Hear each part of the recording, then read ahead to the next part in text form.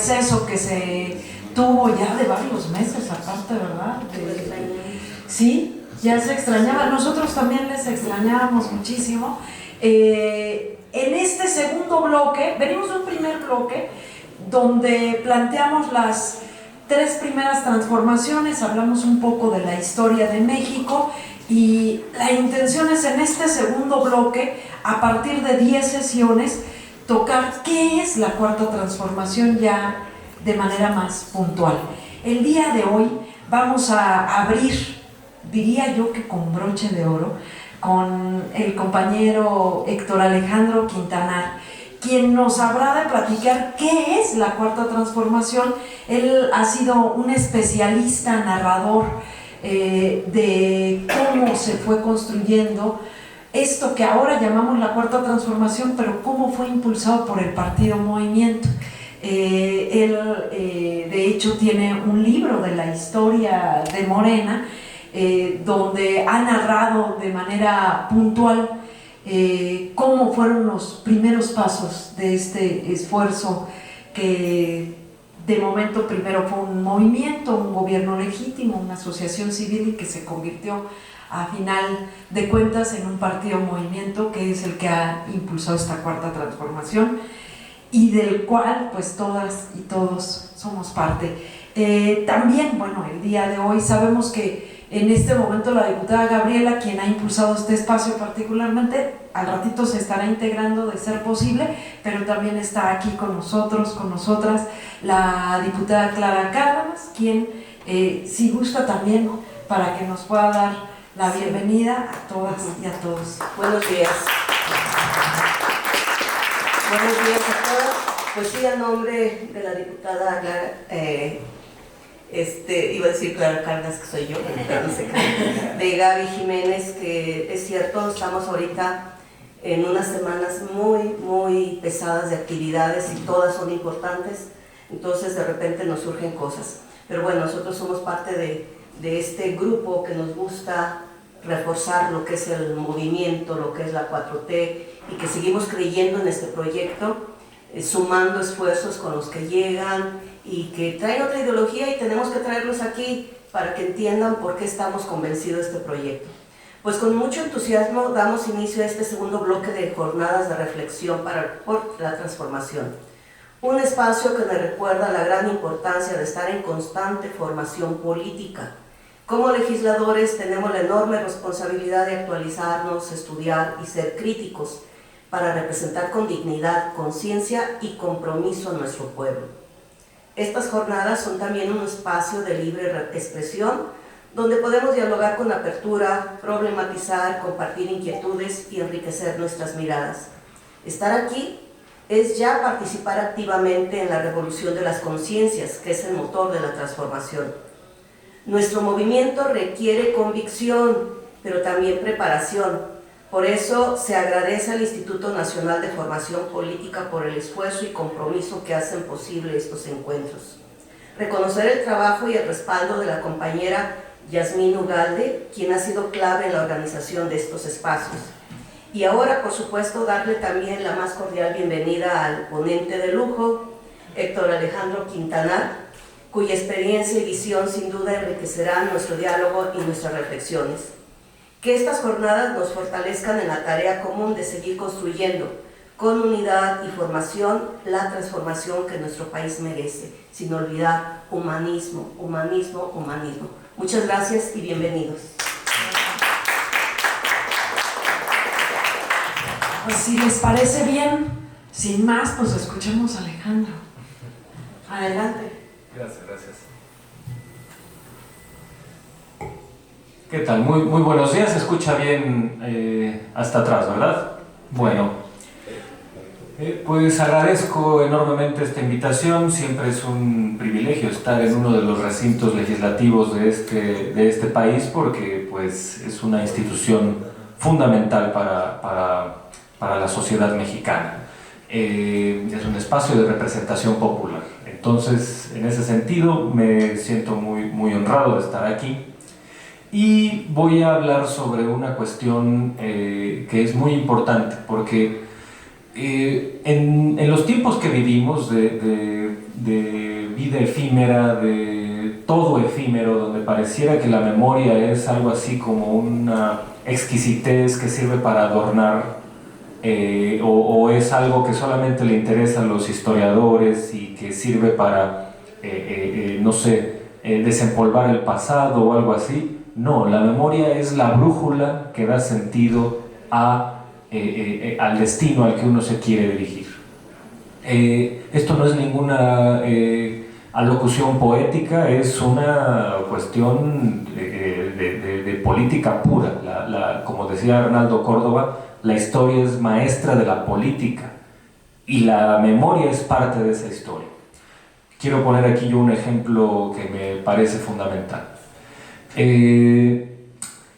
en el año 2007 cuando un extraordinario intelectual mexicano que era especialista en el PRI y que fue el autor del libro más importante que se haya escrito sobre el PRI, que se llama Luis Javier Garrido, planteó una tesis que fue muy atrevida en su momento y que sin embargo se cumplió a cabalidad. En algún momento del siglo XX, el PRI llegó a ser el partido más exitoso por su duración en la historia de ese siglo en el mundo. Ningún partido había tenido 70 años el poder, y en su momento el PRI, por ejemplo, llegó a tener más militantes cuantitativa y cualitativamente que los partidos comunistas de China y de la Unión Soviética. Creo que eso nos debe dar una pincelada para entender la dimensión de este partido.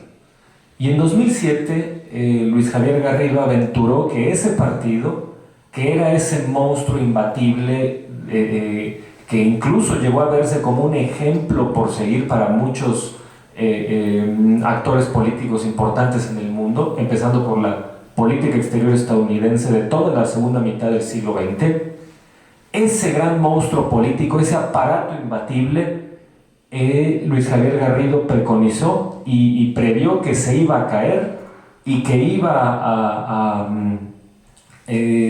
autodestruirse por haber olvidado sus principios fundacionales.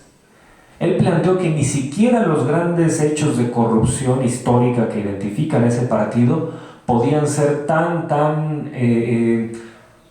proclives a que el partido desapareciera como la pérdida de sus principios rectores. Un proceso que inició, como todos sabemos, en los años 80 y que llegó a su punto máximo cuando por primera vez en la historia ese partido decidió secundar reformas de corte neoliberal que provenían de otro partido, ni siquiera de los propios tecnócratas priistas. Y esto se dio con la reforma a la ley del ISSSTE en el año de 2007. Pues bueno, hoy ¿dónde está el PRI? Al borde de la extinción, después de haber sido probablemente el partido más poderoso del mundo. Eso es lo que significa la fuerza originaria de las ideas, las posturas, las ideologías que tiene un movimiento político. Movimiento que olvide ese origen es un movimiento que está destinado a el fracaso. Esto, insisto, no es una alerta moralina, no es tampoco una retórica hueca. Creo que tenemos elementos suficientes para pensar en que esto es así. Hoy Morena, y ojo, estoy haciendo la locución al PRI no por hacer ninguna comparación absurda, sino porque es un ejemplo que no solamente sirve para México, sino para el mundo, para entender qué significa un partido que pierde su origen y qué ocurre cuando pierde su origen ideológico. En este momento, vamos a decirlo con toda claridad, Morena es el partido más electoralmente exitoso de la historia de México. No hay ningún precedente que pueda servir de caso similar a lo que significa la fuerza de Morena en este momento. Distinta a la de otros partidos y sobre todo a los entonces partidos de la izquierda partidista realmente existente, y logró que se convirtiera muy velozmente en un partido político registrado y que labrara una fuerza electoral sin precedentes. Morena, en su primera elección, en 2015, se convirtió en la cuarta fuerza política nacional, se convirtió en un partido muy competitivo en 29 de 32 entidades federativas y se convirtió en el enclave principal de la Ciudad de México. Morena nació como un partido grande cuando la mayoría de los partidos que compiten por primera vez en elecciones, su meta fundamental es salvar el registro. La meta de Morena no era esa, la meta de Morena fue de inmediato convertirse en la fuerza que desplazara al PRD como partido grande, como partido de la izquierda partidista, y eso se logró de inmediato. ¿Cómo se explica esta fuerza? ¿Cómo se explica esta potencia debutante que es inédita en la historia de este país? Eso es más o menos lo que responde la pregunta de qué significa la Cuarta Transformación y qué nuevo Estado mexicano está tratándose de construir. Debemos entender al Estado ya no como esta antigua definición clásica de Max Weber, esa de que el Estado es el monopolio de la violencia legítima, que es una definición muy decimonónica, una definición muy sustentada en esta idea de que el Estado es este aparato cuyo gran objetivo es proveer de seguridad y que para eso tiene sanciones, leyes, aparatos represivos, aparatos como el castrense, como el policial, donde se asume que el poder político tiene en última instancia la posibilidad de legítimamente tomar o desplazar la vida de seres humanos por diversas cuestiones. No estoy diciendo que la definición weberiana sea incorrecta, pero con Joel Migdal, uno de los grandes filósofos políticos contemporáneos, yo planteo, sumándome a la definición de Migdal, que la definición weberiana no es que esté incorrecta, simplemente está rebasada, está incompleta. Es un buen inicio para pensar al Estado, es un buen inicio para definir una parte sustancial del Estado, pero ya en el mundo contemporáneo el Estado se ha complejizado. Y el Estado es también resultado de una serie de intereses en pugna, legítimos e ilegítimos, que derivan en construcciones institucionales que, nos guste o no, rigen la vida social. Y bueno, una forma muy sencilla de entender estas contradicciones es la siguiente. Pensemos en un país como México hace unos 6-7 años, donde en la capital el aborto, por ejemplo, era no solo algo no penado, sino que era un derecho. Era algo que estaba aquí institucionalizado desde 2007. Mientras en otras entidades federativas era algo no solamente no visto como un derecho, sino penado. En un solo país, en una sola nación, tenemos un Estado que tiene estas contradicciones internas, y todo eso, lo que Migdal dice, tiene que ver con este nuevo enfoque de lo que es el Estado, que es este choque de fuerzas sociales que a veces logran, a veces no, institucionalizar sus modos de ver el mundo, sus maneras de entender el mundo, y que eso nos da una manera de regirnos y de comportarnos. Es decir, el Estado es esta entidad dinámica, cambiante, en la que los actores sociales, no solamente el poder político, pueden tener incidencia. Es claro que los márgenes de maniobra para tener esta incidencia varían enormemente, pero es importante distinguir que sí hay margen de maniobra. Es como lo que planteaba el gran sociólogo estadounidense Charles Wright Mills cuando nos decía que con márgenes de maniobra distintos, pero todos los seres humanos son capaces de hacer historia. La historia no solamente es este relato de los grandes hitos sociales que las grandes biografías, las grandes figuras, los grandes poderosos logran hacer.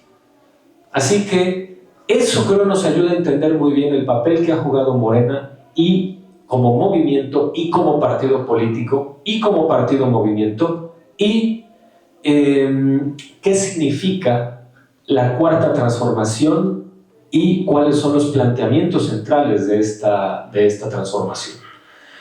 A ver, yo quiero plantearlo de un modo también contundente. No puede entenderse ningún cambio político, ningún cambio social, si no se entiende también que las ideologías siguen siendo algo que define completamente a la política. Cuando concluyó la Guerra Fría, cuando ortodoxamente concluyó la Guerra Fría, cuando se disolvió la Unión Soviética, desde una perspectiva monopólica en Estados Unidos se nos dijo que habíamos llegado al fin de la historia y al fin de las ideologías, que ya solamente había una ideología triunfante, que era este malentendido liberalismo y libre mercado y democracia liberal, y que ya ninguna otra forma de regir la sociedad iba a poder darse en el mundo. Bueno, muy poco tiempo pasó para que esta tesis fuera echada abajo. Por cierto, México tuvo que ver en esta cuestión, porque uno de los primeros movimientos contestatarios que puso en duda esa tesis absurda fue ni más ni menos que el alzamiento zapatista en 1994. Pero desde entonces hemos entendido que, las ideologías siguen tan vigentes como siempre, porque mientras exista desigualdad, habrá izquierdas y derechas. Mientras no haya una forma de pensamiento único, va a haber ideologías, va a haber formas de entender la realidad, y esas formas de entender la realidad, de formas legítimas e ilegítimas, van a tratar de hacerse notar y de institucionalizarse para que sean el modo en que la sociedad conviva. Ahora, en ese entendido, ¿cuáles son los preceptos fundamentales de la cuarta transformación en términos ideológicos? El gran proceso fundacional de Morena, si nos ponemos muy filosóficos, en el sentido de que, no en el sentido de que me voy a poner aquí a divagar, sino que en el sentido de todos los partidos políticos, todos los movimientos se nutren de otros movimientos, se nutren de otras ideologías. Muchas ideologías, por ejemplo, no son más que una reacción en contra de otra ideología. Y es válido que así sea. Ahora, ¿cuál es la ideología de la llamada cuarta transformación? Si escuchamos a los grandes referentes de este partido movimiento, como son la actual presidenta Claudia Sheinbaum o López Obrador, nos van a decir que las raíces ideológicas están en los movimientos de independencia, los movimientos de reforma, los movimientos de la Revolución Mexicana, el indigenismo mexicano, el humanismo del grupo político que acompañó, por ejemplo, al presidente Benito Juárez, etc. Y todo eso, claro que nutre, claro que significa una inspiración social para saber qué valores defender. Pero en la historia de las ideologías lo que cuenta más no es lo que te inspira, sino lo que realmente haces en un contexto dado. Y en ese sentido, el gran eje rector fundacional de Morena es un momento específico de nuestra historia, que es ese llamado proceso de desafuero de López Obrador el bienio 2004-2005, por una razón muy sencilla. México venía de toda esta historia del siglo XX, de un solo partido, un régimen de partido de Estado, donde las elecciones eran simulaciones, donde no había democracia, donde la democracia poco a poco tuvo que construirse con base en la impasibilidad social, con base en el sacrificio de muchas personas, con base en el sacrificio de movimientos de trabajadores, de estudiantes, con reformas electorales que no fueron una concesión del poder político, sino que fueron una lucha de todos, y que tienen su punto de inflexión en esa gran reforma que institucionalizó el pluralismo de 1976-77, etc. Se supone que en el año 2000 íbamos a tener ya una democracia como normalidad, que ya a partir de entonces las elecciones libres y equitativas iban a ser la regla y no la excepción, como había sido hasta entonces. Y en ese momento resulta que el gobierno que fue beneficiario de esta democratización, el de Vicente Fox con el PAN, resulta que no solo no respeta esa inercia democrática, sino que se comporta de igual manera que los gobiernos autoritarios del PRI al tratar de encarcelar a un adversario político sin motivo, con la única intención de evitar que fuera candidato presidencial. Pero los tiempos de la democracia no se limitan a las leyes electorales. Los tiempos de la democracia no se limitan a cuando las instituciones nos dicen qué podemos hacer y qué no. De haber esperado eso, en aquel momento ninguna institución hubiera salido en defensa de un político que estaba siendo ilegítimamente perseguido. ¿Quién salió a dar la cara? Fue la sociedad mexicana. Fue una movilización de gente que no se esperó a recibir instrucciones de ningún partido y básicamente se plantearon la pregunta de, a ver, detectamos un hecho antidemocrático, detectamos una injusticia, ¿qué hacemos? Bueno, nos organizamos, nos movilizamos, vamos a incomodar a los que están a favor del desafuero, vamos a quejarnos a donde haya que quejarse, vamos a organizarnos a nivel de territorio con nuestros vecinos, haciendo jornadas de reflexión, haciendo conferencias, haciendo círculos de estudio para difundir la idea y hacer crecer la idea de que esto es una injusticia. Y se logra y se construyen las movilizaciones sociales más grandes en la historia reciente de México. Ni siquiera los hitos del siglo XX fueron tan contundentes numéricamente como la marcha del silencio del 24 de abril de 2005 para oponerse al desafuero de López Obrador. Cuando esto ocurre, hay un intento ya de articular a la sociedad para decir, esta fuerza social no debe quedarse en la mera espontaneidad, en la mera protesta, tenemos que hacer algo con esta fuerza. Y eso derivó en pequeños entornos donde poco a poco se fue organizando lo que hoy conocemos como Morena, como partido.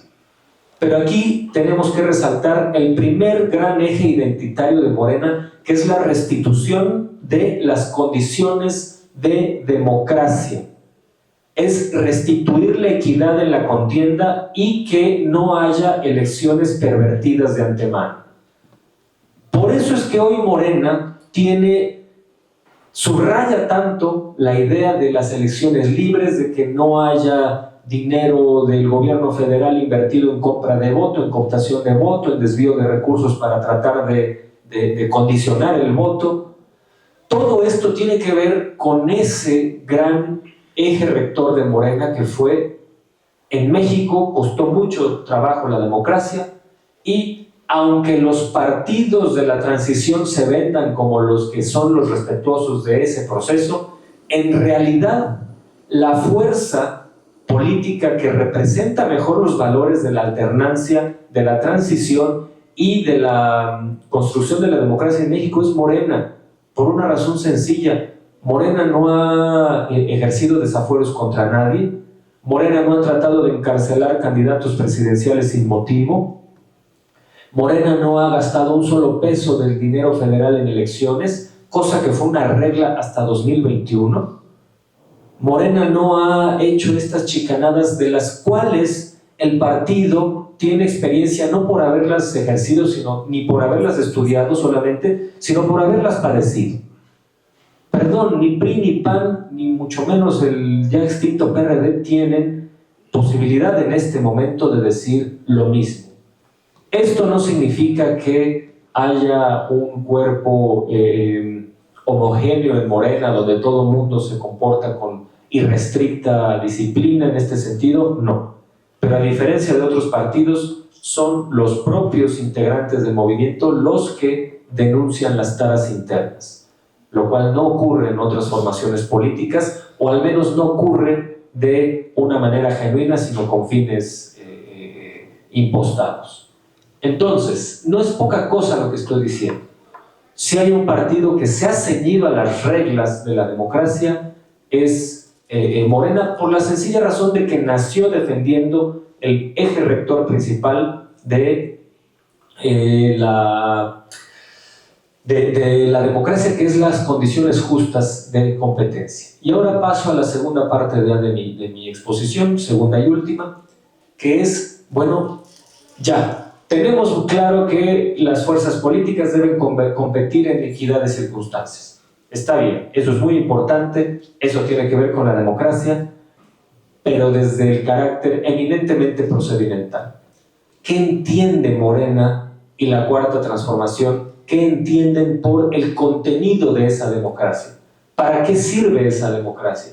¿Para qué queremos ganar al Estado, el poder del Estado? ¿Qué tipo de Estado se quiere construir a partir de que ganemos las elecciones?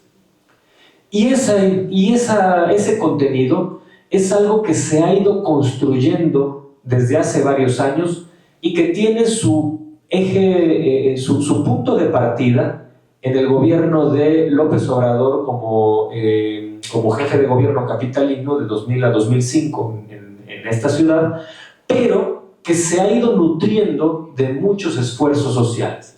Hay quien podría decir es que el proyecto presidencial de Morena y el proyecto de Claudia Sheinbaum es más o menos algo como lo que hicieron ambos en sus respectivos gobiernos locales en la Ciudad de México. Esa es una respuesta parcial. Insisto, hay que ver estos gobiernos locales como un punto de partida. Pero ese punto de partida es insuficiente. Pienso, por ejemplo, en el proyecto que tiene Morena respecto a la soberanía energética.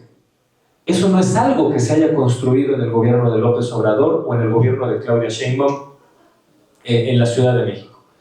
Eso es algo que fue una construcción colectiva en un movimiento social importantísimo que fue la oposición a la reforma energética propuesta por Calderón en 2008.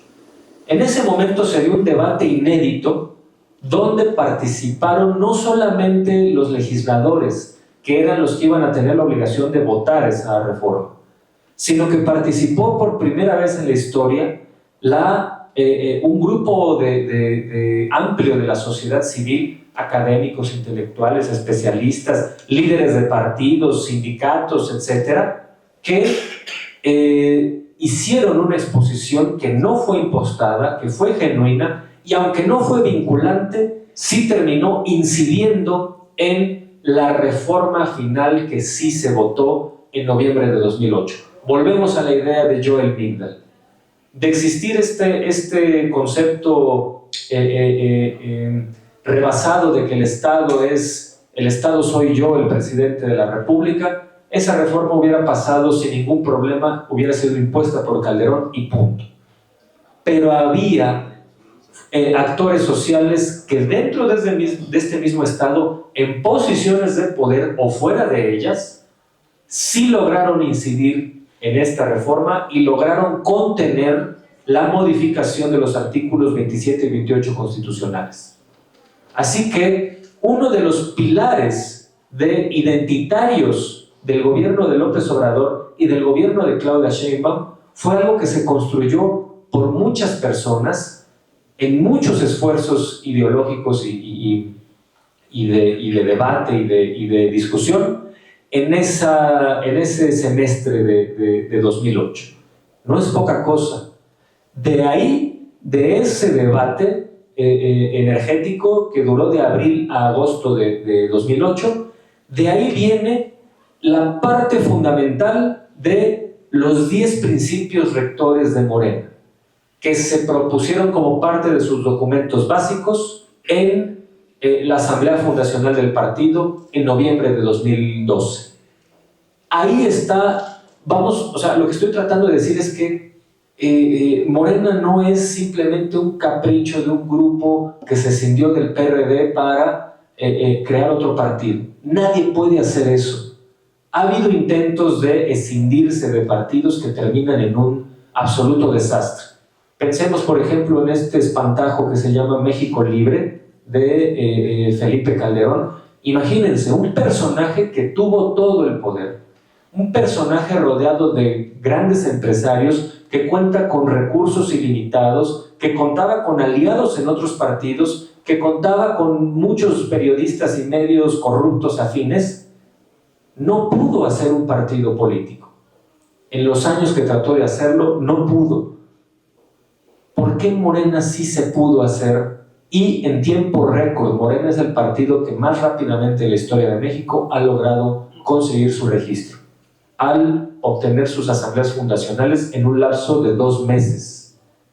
Eso es inédito en este país.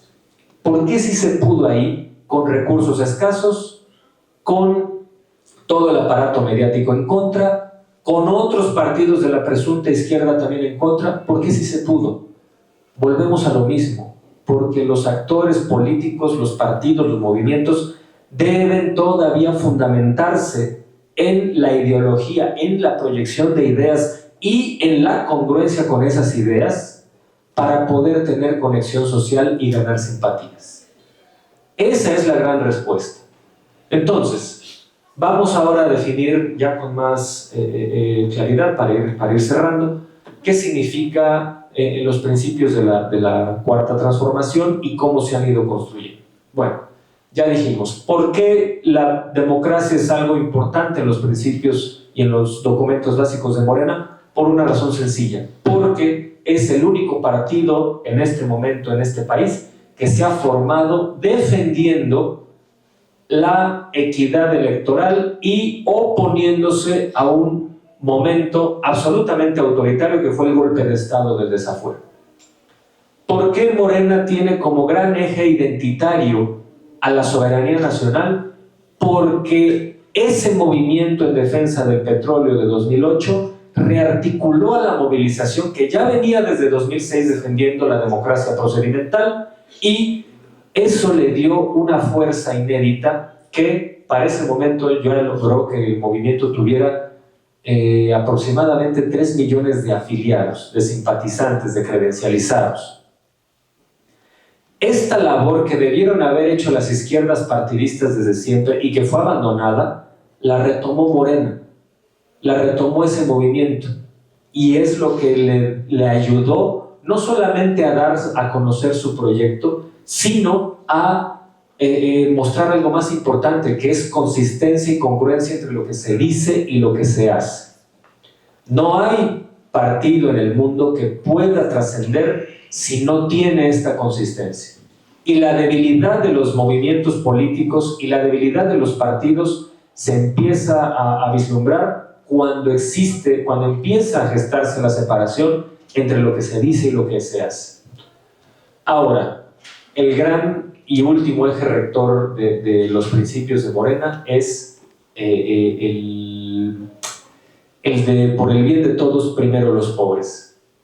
Creo que esto es un precepto básico, fundamental. No me voy a poner a hacer una historia de los valores de las izquierdas en el mundo, porque podemos llegar sin exagerar hasta el cristianismo temprano, pero ¿de dónde viene esta idea en Morena?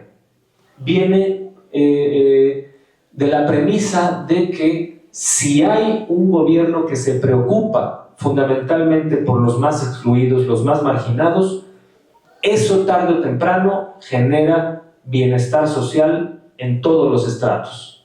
Y eso es lo que tenemos que poner como tesis central en la identidad de Morena: la soberanía nacional y la lucha contra la pobreza. Esto se dice fácil, pero que se recuperen estas dos funciones, estas dos prácticas desde el seno estatal, es un hito que acaba con medio siglo de una inercia política que comenzó en los años 70, que fue la de debilitar al Estado. No solo el Estado mexicano, el concepto de Estado en el mundo, y que dio como resultado a uno de los, o quizá el momento de mayor desigualdad en la historia de la humanidad. Que haya un gobierno que diga cambiar de siglas en el poder no es suficiente para que haya un cambio social, es un hito extraordinario.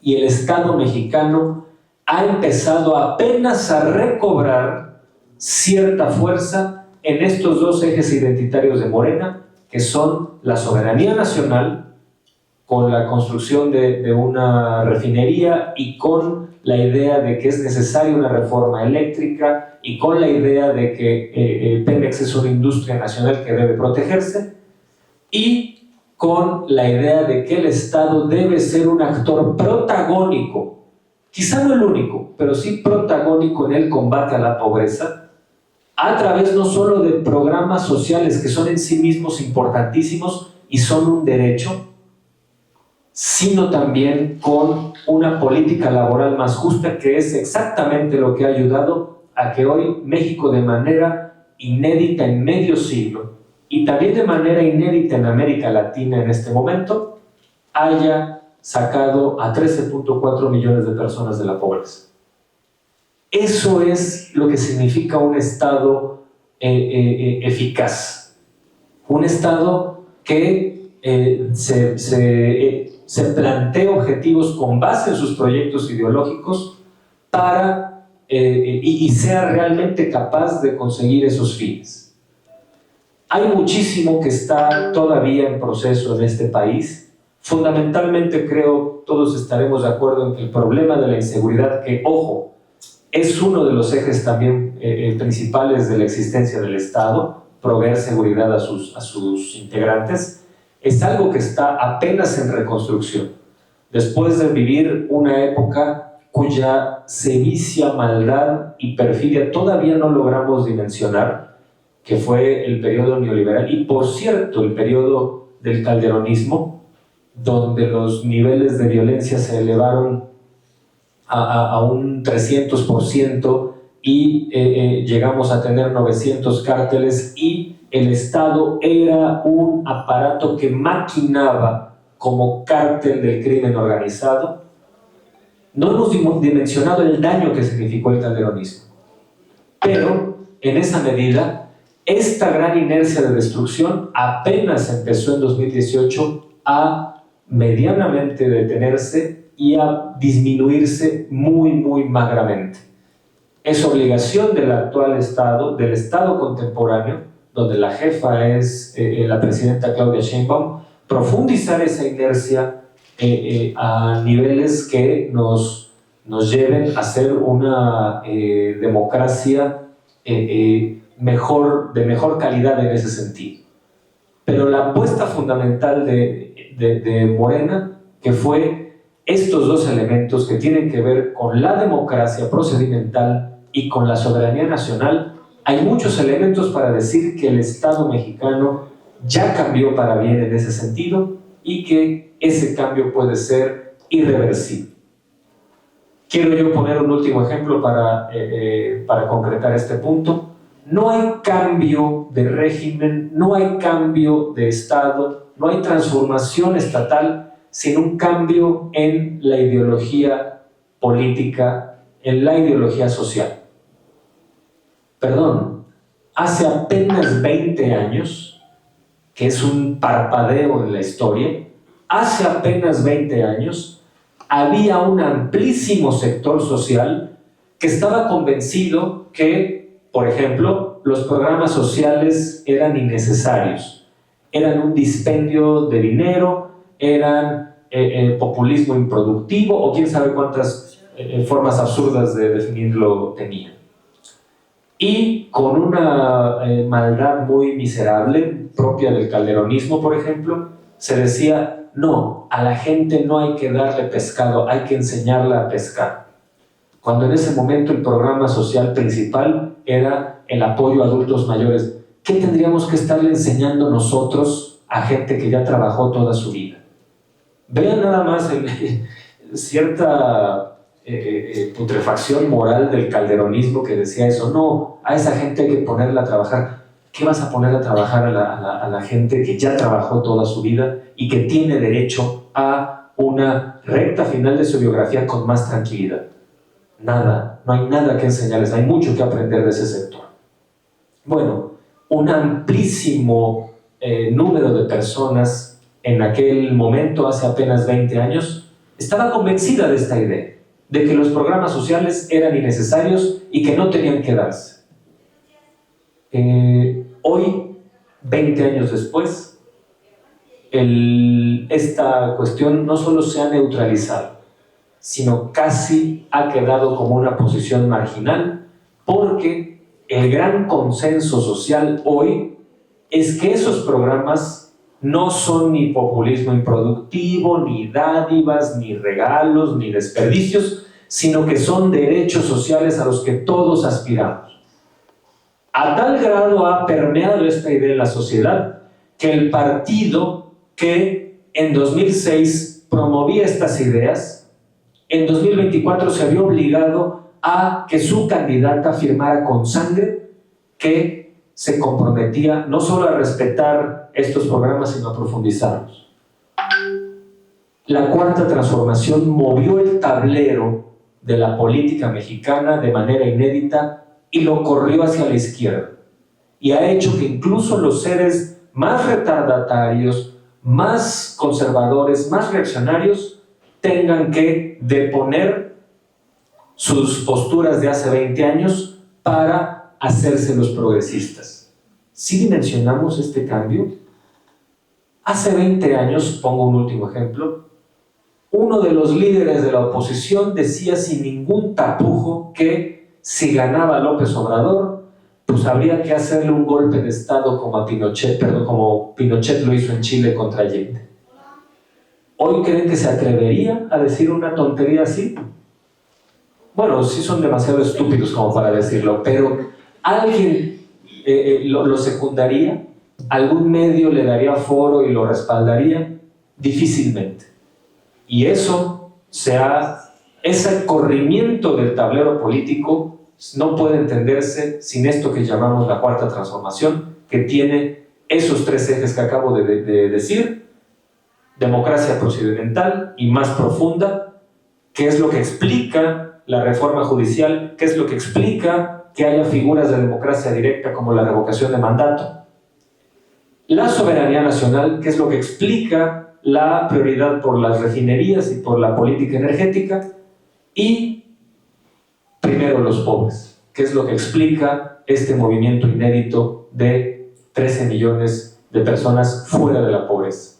Y todo esto, como ya lo planteé, no es una buena ocurrencia ni de Claudia Sheinbaum ni de López Obrador, sino de ellos como parte de una colectividad que en conjunto ha construido estos principios, que son los principios que definen a un movimiento que sí, es válido que los partidos políticos sean plurales, que tengan diferencias ideológicas en su seno. Desde la caída del muro de Berlín ya no hay partidos políticos que sean eminentemente ideológicos y eminentemente de sector o eminentemente de clase. Ya todos, por la competencia democrática, se han tenido que abrir y han tenido que flexibilizar sus principios para poder ser competitivos electoralmente, porque si no, el propio electorado los margina. Pero eso no significa que haya que desplazar los principios ideológicos, y estos tres son los grandes ejes de la Cuarta Transformación que, insisto, son una construcción colectiva que como tal está siempre en posibilidad de debilitarse, y es por ello que de los mismos constructores que hoy lograron una institucionalización fuerte sean capaces de ahí mantenerla. Muchas gracias.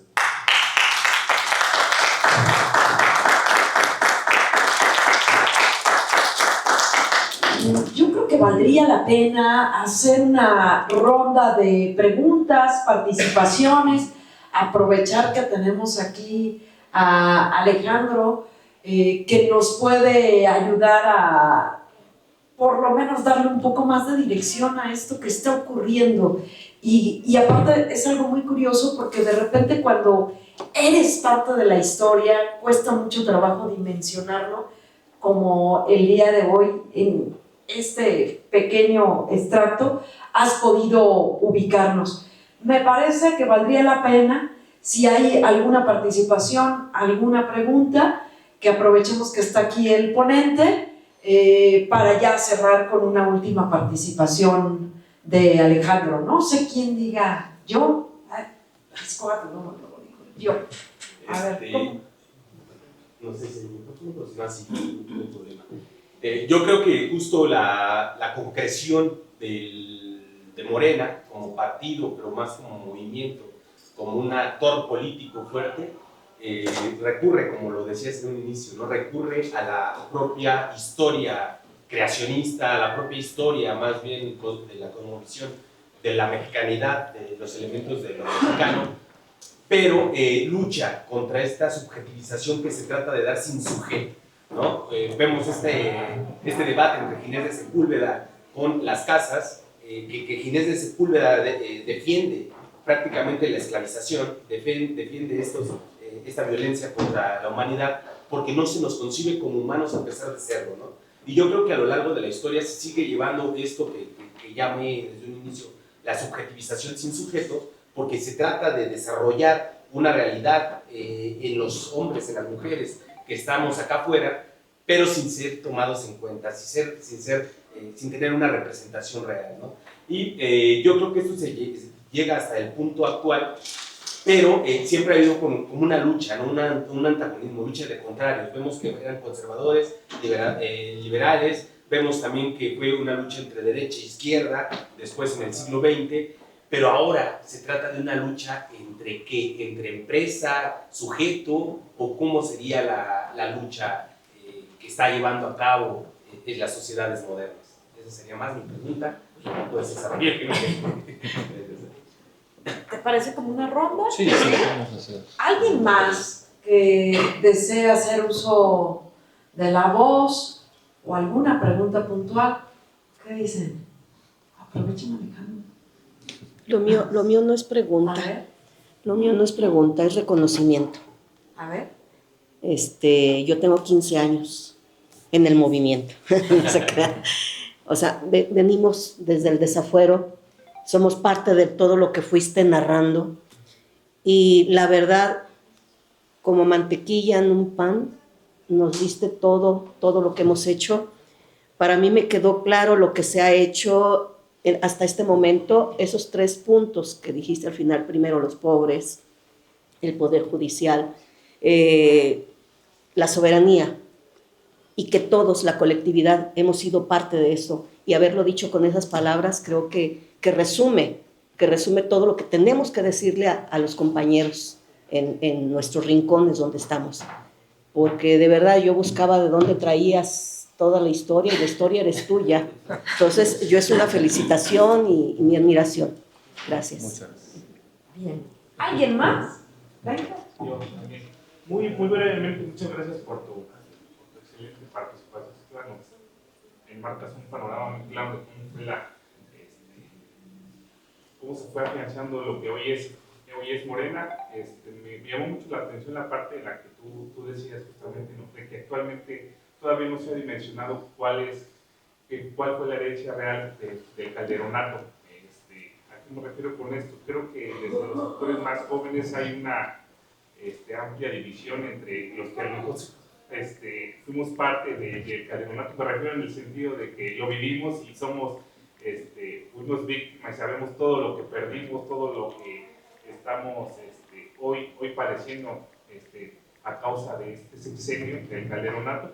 Pero también hay un sector joven que no logra ni siquiera mencionar en lo más mínimo las repercusiones que tiene, y que justamente ahora el Movimiento de Regeneración Nacional quiere culpabilizar de la inseguridad que se vive. ¿Cómo tú propondrías que pudiéramos conjugar estas dos visiones de tal modo de que, pues, sobre todo las juventudes que no magnifican lo que fue el calderonato, pues, pudiéramos hacer, sobre todo desde el sector de la formación política, cómo pudiéramos lograr esto para magnificar realmente todo el desastre que fue el calderonato, y que, pues, justamente todavía hoy estamos sufriendo, sobre todo en el tema de la inseguridad?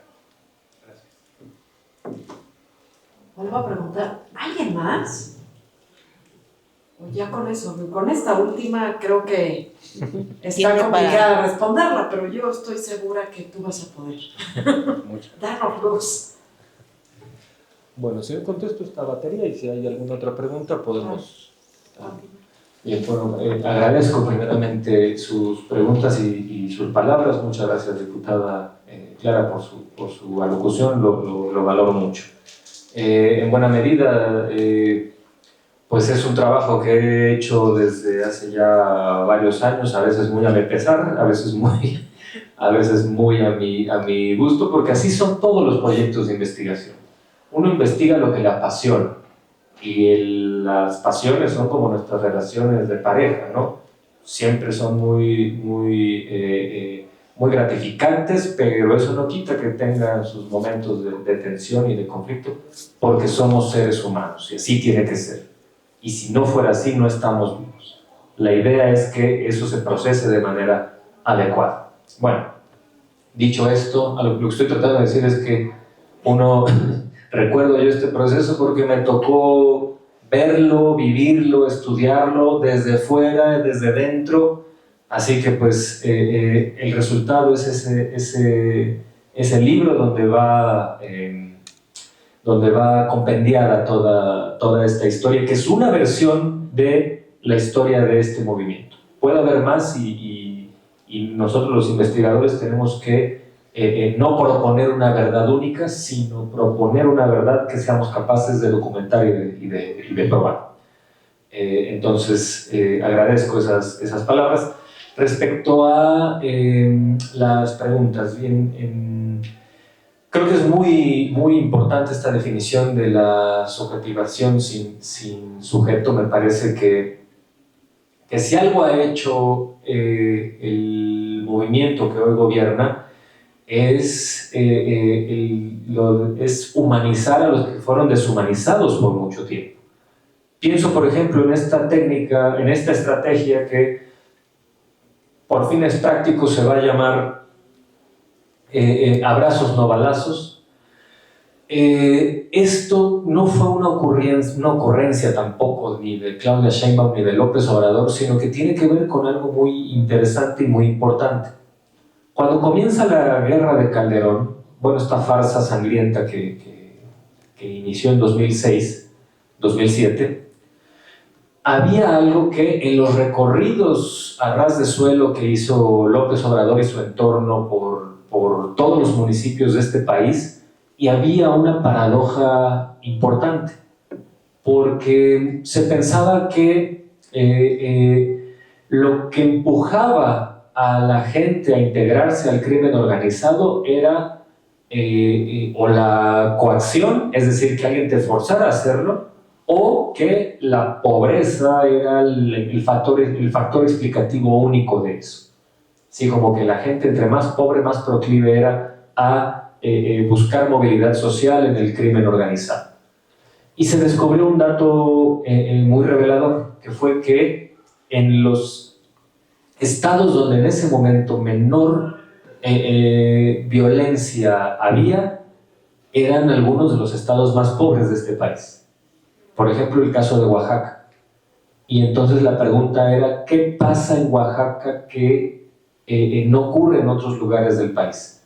Y era que este sentido societal, este sentido de comunalidad, sí se daba en estos grupos de comunidades indígenas, por ejemplo, donde había una preocupación social por los integrantes de la misma.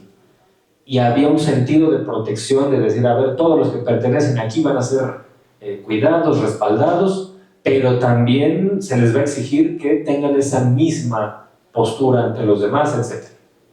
Es decir, esta idea de vamos a ser comunidad.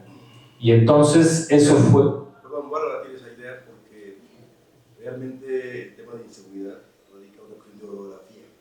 ¿De qué? Orografía. Orografía. En la circunstancia del terreno. Lo que pasa es que el sureste del país no permite las grandes plantaciones de cultivo. ¿Sí? No es como en el norte, donde están estos espacios grandes, amplios, en donde se da pues, el sembradío preponderante de muchos semillas, muchos productos, y entre ellos, lamentablemente, los estupefacientes. Pero realmente no atiende a una cuestión de idiosincrasia, porque en el norte del país también hay mucha idiosincrasia de autoprotección. Y si no, habría que preguntarle a la Sedena por qué no puede tener a un líder en Sinaloa que es autoprotegido por la población, por la comunidad. Entonces, quería hacer esa acotación. No, de acuerdo. Son muchos factores. Sí, claro. No podemos nada más polarizar al país o quererle dar un factor Sí, no, es una cuestión compleja. Yo lo que quería resaltar es lo siguiente, ¿no? Y no solo la orografía, sino la geografía fundamental de que, pues, al lado está Estados Unidos, que es el máximo consumidor en el planeta Tierra, y por supuesto que eso va a poner en predicamentos y en otra condición a los estados que hacen frontera con ese país. Pero lo que yo iba a resaltar es otra cosa. El hecho de que había una noción de que, a ver, no es solo la pobreza la que te empuja a participar en el crimen organizado, porque hay comunidades pobres que, más allá de la geografía y demás, tienen una manera de entender el mundo donde los integrantes dicen: no, yo prefiero mantenerme aquí porque el sentido de pertenencia me importa más que la movilidad social o que la oportunidad que me puede dar alguien en el crimen organizado. Obviamente esto es una parte muy pequeña de la explicación que va más allá. Pero lo que voy es que trataba yo de decir que esta idea de humanizar esos grupos y decir: a ver, todos en este país tienen algo que aportar, todos aquí tenemos, no hay aquí seres humanos de primera y de segunda, es lo que ha hecho que esta construcción de Morena pues escuche a sectores que antes no habían sido escuchados. Va por ahí la respuesta, pero claro que estoy de acuerdo en la complejidad del tema. Ahora, ¿cuál es la dicotomía hoy? ¿Cuál es el conflicto fundamental en el mundo contemporáneo? Pues yo creo que parte de la explicación está en que ya no tenemos así una dicotomía única, que si empresario contra trabajador. Yo creo que ahora hay incluso algunos cambios ideológicos que hacen pensar que unos que son asalariados y trabajadores, por su nivel de ingreso y nivel de consumo, se sientan parte de una burguesía a la que no pertenecen, por ejemplo. Son desclasados hacia arriba, que luego esos son los más peligrosos. Entonces, yo no quisiera hacer una respuesta tan contundente en ese sentido, porque me parece que ya la complejidad social nos da para pensar en varias conflictividades. Pero bueno, eso es algo que efectivamente tendríamos que buscar una respuesta entre todos para reducir esas conflictividades y ponderar el bienestar de las mayorías. Respecto al calderonismo, bueno, hoy que vivimos una época de diseminación de noticias falsas, yo creo que si Joseph Goebbels, el ministro de propaganda de Hitler, hoy viviera, ese que dijo: tú repite una mentira 1000 veces hasta que se convierta en verdad, yo creo que si hoy viviera, él se sonrojaría de la vergüenza, que dice: oye, yo no propuse esto, se pasan, ya me rebasaron a mí. Porque hoy tenemos, por las herramientas digitales, por las herramientas tecnológicas, pues la capacidad de documentar más fácilmente lo que se dice, ¿no? Y bueno, podemos observar a jóvenes que sin ninguna vergüenza van y le dicen a alguien con quien podemos discrepar o no, como Gerardo Fernández Noroña, y le dicen en su cara: tú dijiste esto, algo que nunca dijo. Y no solo va a ocurrir que esta persona va a seguir pensando toda su vida que ella tiene razón, sino que ya varios medios diciendo: bueno, no encontré la fuente, pero te creo, te respaldo. Yo insisto, si Goebbels ve eso, yo creo que se sonroja y dice: oigan, ya, se sonroja o se sonríe y dice: bien, me rebasaron y lograron ser mejores que yo.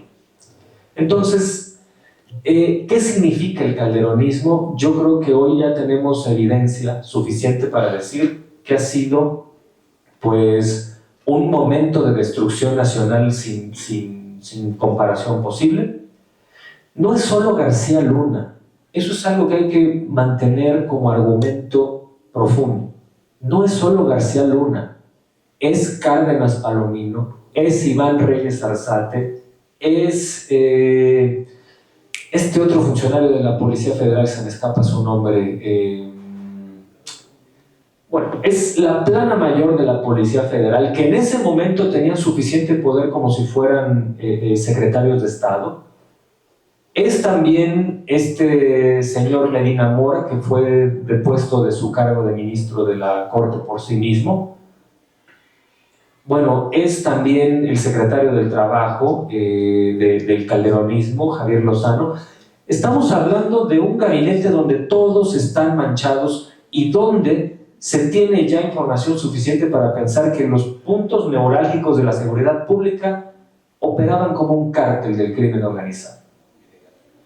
Entonces, vamos a plantearlo de este modo. Es una metáfora con la que yo trato de explicar la situación, porque las mentes perezosas dicen es que en los sexenios de López Obrador y Claudia Sheinbaum hay la misma cantidad de muertos que en los sexenios anteriores.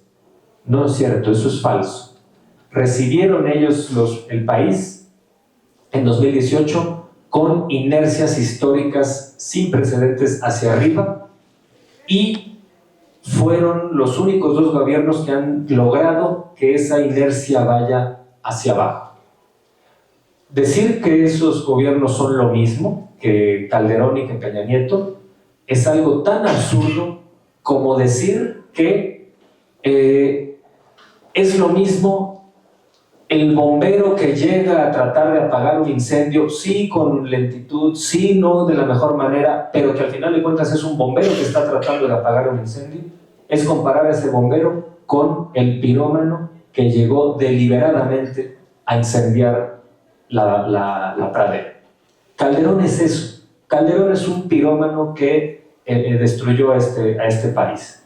Es una ofensa querer comparar a ese pirómano con los bomberos que están hoy tratando de apagar. Podemos criticar el trabajo de los bomberos, podemos decir que es muy lento, podemos decir que no están arrojando el agua en el punto necesario, podemos decir 1001 críticas legítimas y válidas a esa estrategia, pero comparar al bombero con el pirómano es una insensatez y es una atrocidad. Y bueno, yo termino con esto. Creo que si algo ya tenemos hoy claro es que este país, para recivilizarse, tiene que hacer un cerco sanitario con todo lo que significa el calderonismo, porque todavía algunos de sus resabios y sus rebabas siguen todavía enquistadas en el aparato mediático de manera inexplicable.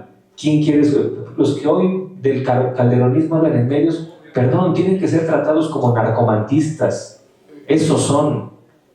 No fue un gobierno, fue un cártel. Y tenemos nosotros que tratarlos como tales, y que si no van a tener sanción legal, mínimo tengan la sanción social de todos nosotros para que sientan vergüenza de salir a la calle. Eso es algo legítimo en política, porque ya hoy a estas alturas podemos decir que el daño que hicieron estos personajes es indecible.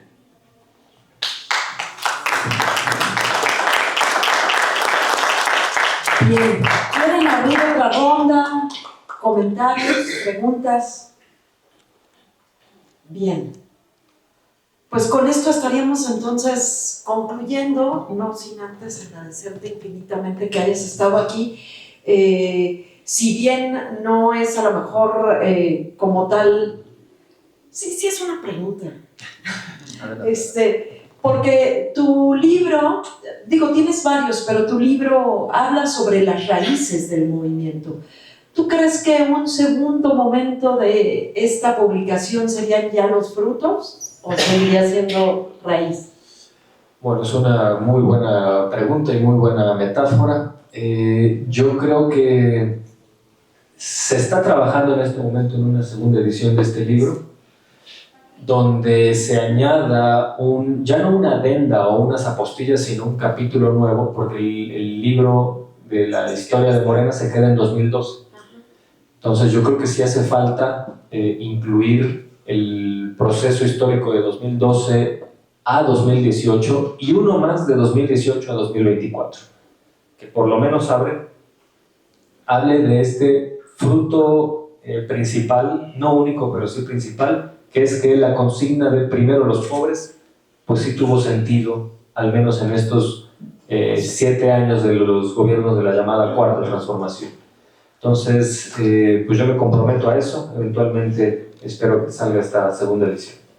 ¿No? pues estaremos comprometidas y comprometidas a leerte y a invitarte a seguirte escuchando. Bueno, muchísimas gracias por abrir este segundo bloque de las jornadas de reflexión para la transformación.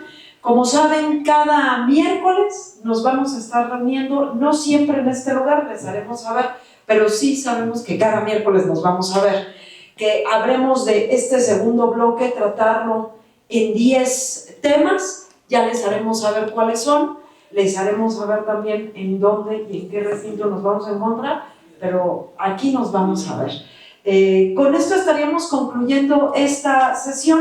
Decirles también que a partir de este segundo bloque habremos de iniciar como un proceso de formalizar este espacio. Nos interesa que quienes estén asistiendo de manera periódica a los espacios de formación política, como ustedes saben, según el estatuto, no solamente pues todas y todos tenemos derecho a estar en un espacio de esta calidad como la que tuvimos el día de hoy, sino también a recibir una constancia del mismo. En ese sentido, habremos de empezar a transitar, a tomar asistencias de estas sesiones y una vez cumplido un 80% como mínimo de asistencias a este segundo bloque, se harán acreedores a sus constancias de estas jornadas. Entonces, como saben, nosotros trabajamos con estos QR, quien guste tomar su asistencia para que con el 80% de asistencias de este segundo bloque que comprende 10 sesiones, se puedan hacer acreedores a su constancia del mismo. Y un libro. ¿Cómo? Y un libro. Y bueno, ustedes saben que sí, seguido traemos también material editorial, por supuesto, pero quieres yo estoy comprometida. Estás comprometiendo al autor, que la siguiente edición nos traiga aquí algo. Eso, por supuesto, pues que lo venga a presentar, de hecho, ¿no? Bien, pues con esto estaríamos concluyendo. Les quisiéramos nada más, si se puede, dar un anuncio importantísimo, pero para eso Carlitos nos va a ayudar. ¿Sí? Sí, sin problema. Es un anuncio, les queremos invitar. Hola, ¿qué tal? Buenos días nuevamente. Pues nada más, rápidamente, como lo están viendo ahí en la pantalla, las pantallas aquí del foro, justamente les queremos hacer una invitación a un encuentro de legisladores, de legisladoras, así como también de los equipos de asesores, denominado Encuentro Nacional por la Defensa y Profundización de la Democracia Popular, el cual se estará realizando en las instalaciones del Instituto Nacional de Formación Política el próximo sábado 4 de octubre. El objetivo pues, de este encuentro es justamente analizar la coyuntura nacional que hoy nos aqueja y estamos viviendo en nuestro país, sobre todo en miras de la próxima reforma electoral que se está trabajando ya en los diferentes estados de nuestro país, que justamente también ya está conformada la comisión presidencial para esta reforma, y justamente uno de los grandes invitados que estarán acompañándonos en el Instituto Nacional de Formación Política en esa fecha será justamente Pablo Gómez, quien preside esta comisión. Entonces, pues la invitación es para todas y todos los legisladores, tanto diputados como diputadas, así como también a los senadores y senadoras, y sobre todo también para ustedes, cuerpo de asesores, ojalá estén interesados en participar, igual para que le extiendan la invitación a sus compañeros, a sus compañeras, a sus diputados, a sus diputadas. Será un gusto contar con ustedes. De igual manera, ahí en la pantalla están viendo el código QR con el cual ustedes deberán registrarse. Es muy importante que lo puedan hacer, ya que justamente se cuenta con un aforo estipulado. Hasta ahorita no tenemos tal cual un espacio, pero pues sería bueno que si están interesados pudieran ir estableciendo su registro. Como lo pueden ver, pues justamente es solamente un día, es el 4 de octubre, estará iniciando de 9 a 9 y media de la mañana para que puedan llegar a esa hora y establecer su registro. En la inauguración nos estará acompañando Luisa María Alcalde, la presidenta de Morena, así como también nuestro presidente del Instituto Nacional de Formación Política, Rafael Barajas El Fisgón, nuestro coordinador general Oscar Temos y nuestra compañera encargada de este programa de la Tribuna Popular, nuestra compañera Yasmín Ugalde. De igual manera, pues en la mesa en la mesa 1, justamente denominada Democracia Popular, en el segundo piso de la Cuarta Transformación. Nos estará acompañando Pablo Gómez, así como también la compañera Elvira Concheiro. De igual manera, posteriormente realizaremos un taller denominado Democracia, en donde mi compañero Escual Mota, un servidor Carlos Sámano y nuestro compañero Aldo Guevara estaremos realizando unas dinámicas muy interesantes de taller, justamente en base a la educación popular, que justamente es el pilar de educación que implementamos en el Instituto Nacional de Formación Política. Y bueno, una vez que termine el receso, estaremos terminando con la mesa 2, denominada Soberanía y Seguridad, donde nos estará acompañando la compañera subsecretaria de Seguridad, Estela Damián, así como también el compañero Armando Bartra, consejero del Instituto Nacional de Formación Política, y el compañero Alberto Montoya, quien fue comisionado nacional subsecretario de Energía, ¿verdad? Justamente, pues ahora sí que la invitación ya está abierta, contaremos con un cartel muy amplio y pues la invitación está abierta para todas y todos ustedes. Nos dará mucho gusto recibirlos, esto con el afán de justamente profundizar en la reflexión de los temas que vienen para nuestro país en la coyuntura política que estamos viviendo. Bueno, pues muchas gracias. Gracias a usted. ¿Gusta cerrar, diputada? La puerta. Pues, para que Yo nos apago la regresemos. luz. Bueno, pues muchas gracias. Es un honor tener al Instituto Nacional de Formación Política. No hay pretexto para no tomar estos talleres, estos foros, nos los traen a casa. Y yo quiero agregarle para los, si están grabando esto y lo van a transmitir, para los de fuera, que terminando el evento se queden aquí en la Ciudad de México, porque al día siguiente vamos a apoyar al informe que va a dar nuestra presidenta a todo el pueblo. Y decirles pues de que no nos perdamos, la historia nos necesita, México nos necesita, pero tenemos que tener los principios bien sentados en lo que somos, en lo que estamos haciendo y a quién servimos. Nosotros somos pasajeros, somos nada más el instrumento para seguir llevando la justicia al pueblo. Gracias por su compañía y su sabiduría. Muchísimas